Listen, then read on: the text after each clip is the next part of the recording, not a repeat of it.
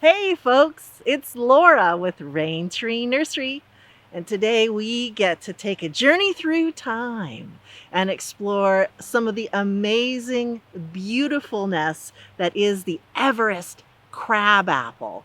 This is a crabapple that we get so many requests for every year because it's unusually useful in the landscape. It has a really nice long bloom period. The blooms are big and showy and lightly fragrant. They just make spring happen.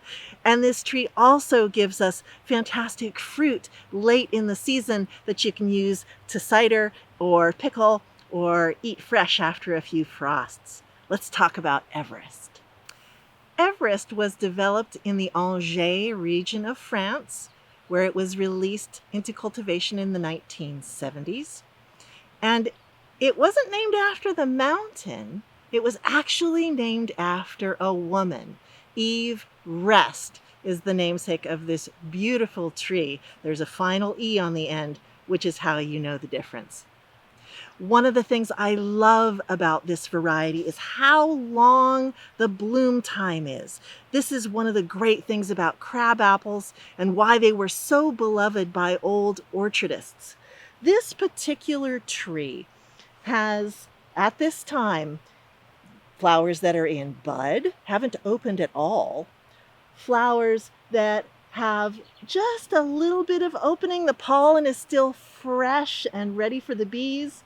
It's got flowers that have opened completely and the petals are just beginning to fall. And it has fruit that's already starting to set. This tree will pollinize any variety in bloom categories 2, 3, and 4. And that's early mid, and late mid-season bloomers. So it's an unusually wide pollination period, and it makes for a great pollinizing partner. So now we've seen everything that Everest crab brings to the spring landscape. Let's take a look and see what it does for us in late summer and early fall. And now here we are at the end of summer, and just look at all of this fruit on this Everest tree. It is gorgeous. And one of the things I really like about this particular fruit is the long stem. I love to candy these or pickle them. They are adorable on a plate, and they keep their long stem even after you process them, so they're really festive for holiday, Thanksgiving, Christmas, Yule, what have you, meals. The other thing that's interesting about this fruit is that until you get your first couple of frosts, the fruit is inedible. It is very acidic. It is very harsh. It's just no good at all.